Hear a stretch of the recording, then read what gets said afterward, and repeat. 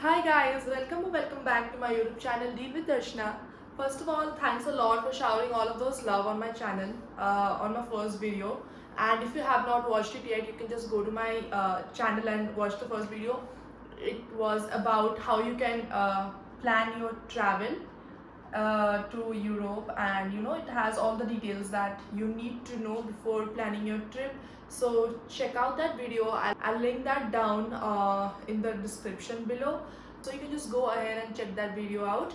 In this video I'm going to actually tell you about 10 things that you should keep in mind before planning these things, because these are the things that I think I made a mistakes in, and I don't want you to make these mistakes because these can cost a lot. So yeah, so my first advice for you guys would be to pack light. I did not do that, but don't do that mistake, and don't take those big or large trolleys or backpacks. You don't need it, because in Europe there is a lot of walking to do, and with to carry it around easily. And sometimes the stations don't have the lifts, and it can be a problem carrying the suitcases up and down. So keep in mind to pack light as much as you can. You can create a capsule wardrobe, because I did not do it. I took a lot of outfits that I did not even use it there, and I really regret that. I could have done some shopping instead of those spaces. I could have made use of those spaces, but yeah, don't do that mistake and keep light. Repeat your clothes is fine, and plan your outfits and just take your stuffs in a smaller trolley if that is possible. I think that would be my number one advice to you. So the second thing that you need to take care of is transportation. I cannot insist enough on pre-planning your transportation, because that was a major problem that I faced in Europe because I was not aware of it. So what I thought was, if you have the Ural pass, you can just go and hop into these trains that goes, and it's just fine, because you can just show your pass to them and it's gonna be counted as a ticket. But it is not so. So there are two type of trains. One is the regional trains that goes from one city or one country to the another through various regional trains with few or many stops in between, and there is one more non-stop high-speed trains that goes from directly one country to another. And usually for these usually for these trains you need to book a seat reservation even if you have the Ural pass, and I did not know that, so I did not book any seat reservation. So at the end I just had to travel with these regional trains with lot of halls in it, and all the planning that I did beforehand was all in vain. And I think that was the major issue that I faced there, and all of my traveling days was just full of chaos, and my mind was just not working on those days. So I would advise you to pre-plan as much as possible. If you're buying your rail pass, make sure to book your seat reservations beforehand if you're going to travel in those trains. So one more thing you can do is take the night trains instead of day trains. So that actually saves you a day of your stay, and you can literally spend your night in a train and reach your destination in the morning and just have a fresh start. So yeah, don't forget to do that also. So my third point will be prioritizing your excursion in a day. Don't be like me and book ridiculous number of spots in a day to cover, because that is just not going to happen, because it is a new city and you will need time to figure everything out. So I would say that prioritize your spots that you want to cover in a day, and plan your trip according to that. You don't need to overbook and overwhelm yourself at all. I did that, and I think I lost a lot of money on that also, and I could not visit a lot of places that I booked for. But it's fine, I made the mistake so that you will not. My fourth point would be to do a proper research before booking a hostel in at any place. Make sure to know how much it takes to come to the central of the city.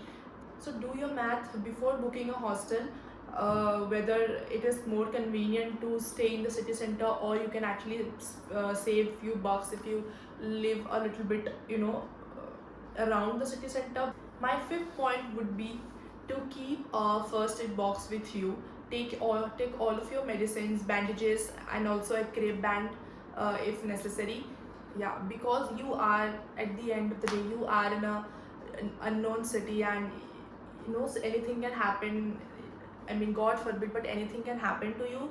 So you must have the basic first aid, of course. I mean, but of course you will have the medical insurance, but just make sure to have a simple first aid box, because I remember I legit sprained my leg in Amsterdam, and it was my second country in all of the trip, and I was like, but that did not stop me uh, from discovering places. So you make sure you have the first aid box in case you need it.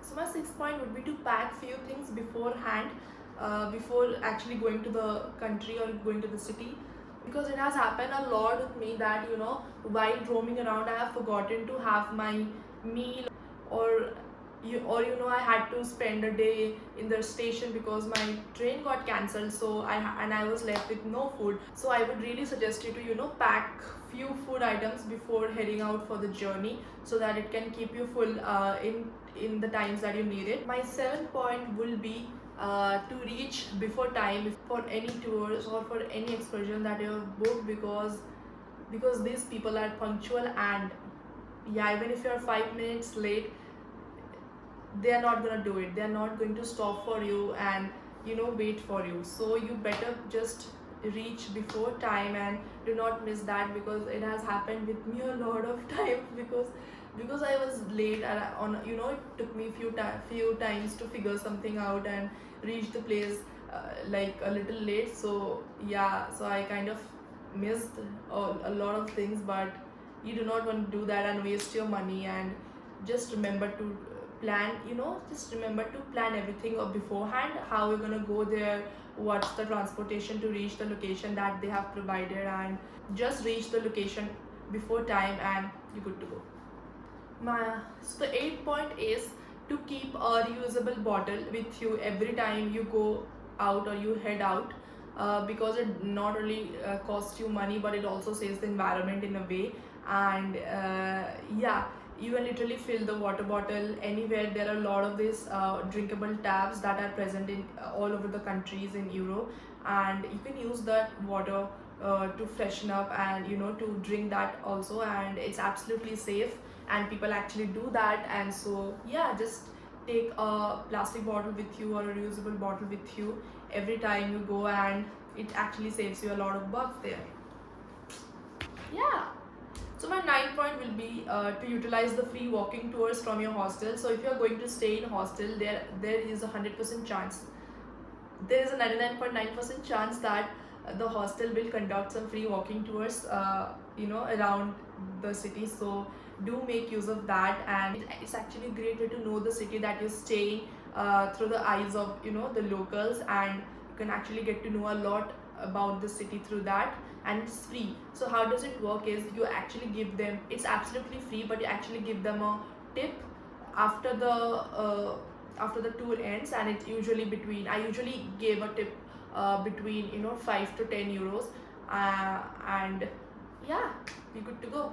And so my 10th and last point will be, if you're planning for shopping there and if you're planning to buy something from there, don't forget to ask them for the tax-free form. It can actually save you quite a bit, from 10 to 15% of the money that you have spent. You can actually get it refunded from the airport or any tax refund offices in the city also. So do not forget to ask for the tax refund form. So for tax-free shopping, in most of the countries there is a limit of shopping amount, but if you're going to shop in Spain, there is no limit. You can actually shop whatever the amount is, and you can get it eligible for the tax-free refund. Yeah, so don't forget to ask everything before shopping in a shop, and yeah, just make use of that, and you can also save a bit of money here. So with this, we have come to the end of the video, and thank you again for sticking by and watching this video till now. If you like this video, don't forget to like and comment and let me know how did you feel about it, and also subscribe to the channel. It gives me a lot of inspiration and also excitement to make videos for you guys. So yeah, thanks a lot. Bye bye. Bye.